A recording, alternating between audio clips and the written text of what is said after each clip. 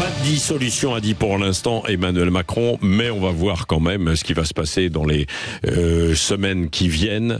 Françoise Degois, bonjour. Bonjour Patrick. Les suites du remous justement de ce rejet du projet de loi immigration lundi à l'Assemblée nationale. Alors le RN et la France Insoumise, eux, de leur côté, appellent à la dissolution de l'Assemblée. Est-ce que ce serait une solution, Françoise ? Oui, j'entends bien que personne n'est d'accord avec cette idée, mais elle me paraît inévitable, la dissolution, car la séquence de lundi a montré d'abord trois choses.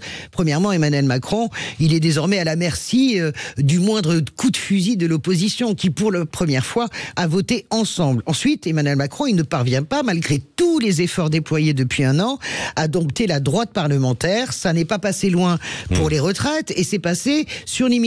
Alors bien sûr, il ne s'agit pas d'une motion de censure, c'est plus confortable de voter une motion de rejet, mais le symbole est tout aussi fort. L'Assemblée nationale est bloquée, et la seule certitude d'Emmanuel Macron aujourd'hui sur le plan parlementaire, c'est quoi ? C'est le 49-3. Et puis troisièmement, Emmanuel Macron, il tient mal sa majorité. Lundi, on l'a pas assez précisé, mais il a manqué 9 voix chez La République En Marche. C'est un monde, 9 voix, entre une victoire et une gifle politique comme rarement on en a connu. Alors, moralité, le gouvernement, le présidents sont minoritaires, et dans ces moments-là, si l'on veut respecter l'esprit des institutions, eh bien on dissout, c'est tout à fait normal. On fait un grand reset pour sortir de l'impasse. Alors soit on obtient une vraie majorité, soit on entre en cohabitation, et c'est ça l'esprit des institutions. Alors j'entends bien Patrick à l'argument, les jérémiades des uns et des autres, oh là là, on peut pas dissoudre parce que le Rassemblement national va rafler la mise. Mais qu'est-ce qui vous dit que c'est vrai ? Qu'est-ce qui vous dit que le Rassemblement national bénéficiera à nouveau d'une certaine complaisance, comme il y en a eu dans une trentaine de circonscriptions, à faire barrage parce qu'en face c'était un candidat de la NUPES? Qu'est-ce qui vous dit que le groupe La France Insoumise ne sera pas ratiboisé, qu'il ne va pas passer de 75 à 15 députés parce qu'il n'y aura pas évidemment d'accord avec le PS et avec les Verts? Qu'est-ce qui vous dit que les Républicains ne vont pas reconnaître et connaître un regain? Rien ne vous dit ça à part les sondages. Les sondages, la belle affaire, on ne gouverne pas avec les sondages.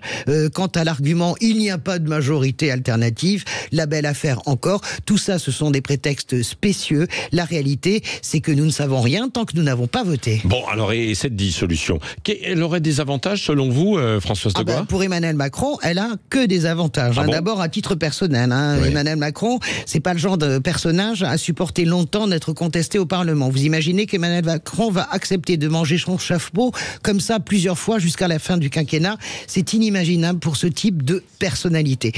Ensuite, il y a une option positive pour lui.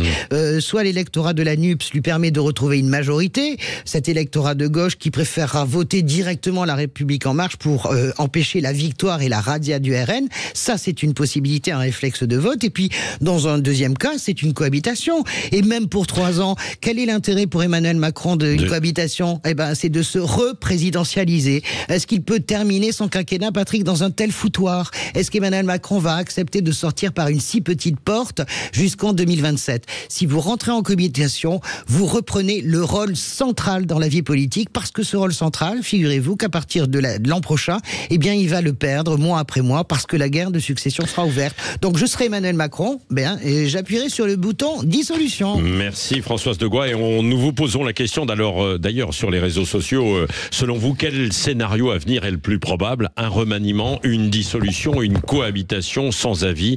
Vous êtes 39% à dire un remaniement, une dissolution 31%, cohabitation 8%, 22% sans avis. Beaucoup de commentaires, c'est intéressant. On les reverra tout à l'heure à 8h15 avec Françoise Degois et Elisabeth Lévy.